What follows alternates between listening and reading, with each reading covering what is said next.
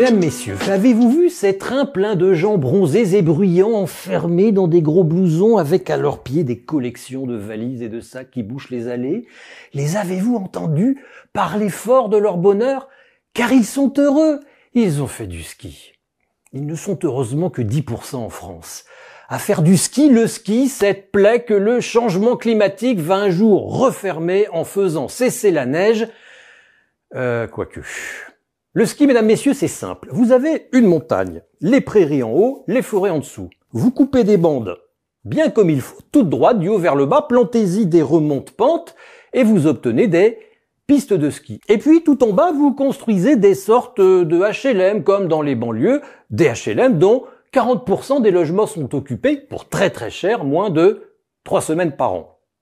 Et s'il n'y a pas de neige, vous allez me dire, mesdames, messieurs, mais ce n'est pas grave, car vous avez les canons à neige qui produisent de la neige de culture. Le ski, vous voyez, c'est simple, comme la raclette.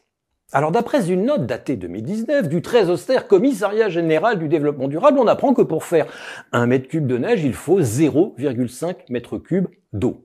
En théorie, car en pratique, me suis-je renseigné, il faut compter de 30 à 40% de pertes vu que la neige formée ne tombe pas seulement là où elle doit tomber, et oui, la neige, elle vole.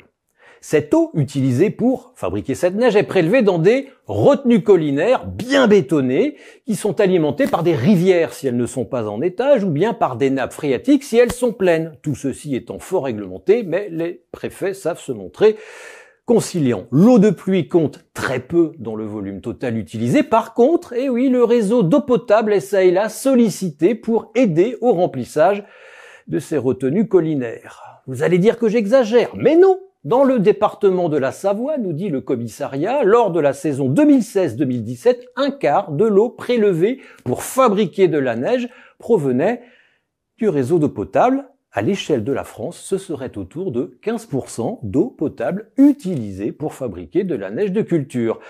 Cette neige à la con, mesdames, messieurs, est disponible au gré des besoins sur 39% des pistes françaises. C'est beaucoup, mais ce n'est rien à côté de l'Autriche, 70%, de la Suisse, 55%, ou même de la Chine. Souvenez-vous, les JO d'hiver de Pékin se sont déroulés sur de la neige 100% artificielle. Mais les maires des communes à ski vont me dire « Oui, mais bon, à l'année, toutes stations confondues, toute cette eau représente un petit 25 millions de mètres cubes.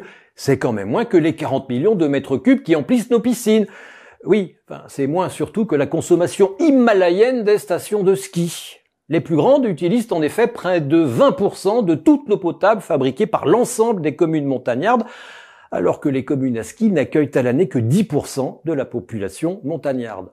Le volume d'eau utilisé par un équivalent habitant, comme on dit, d'une station de ski est 2 à 3 fois plus important que celui d'un habitant d'une commune montagnarde banale. Exemple, en Haute-Savoie. Voyez la ville de Sallanches, 17 450 habitants, 1 200 000 mètres cubes d'eau potable distribuée, 14% de perte à cause des fuites. Au-dessus, voici la station de ski des Contamines, 4 031 habitants, soit 4 fois moins d'habitants, pour 574 000 mètres cubes, dont 44% partent dans les fuites.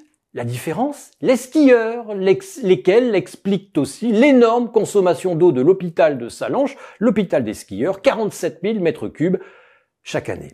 Dans un rapport intitulé « Les stations de montagne face au changement climatique » publié en février 2024, la Cour des comptes semble consternée par le je m'en foutisme des stations de ski. Elle recommande de faire évoluer le cadre normatif afin que les autorisations de prélèvement d'eau destinées à la production de neige tiennent compte des prospectives climatiques et soient réfléchies après dialogue entre toutes les communes d'un même bassin versant, communes à ski et communes qui ne font pas de ski.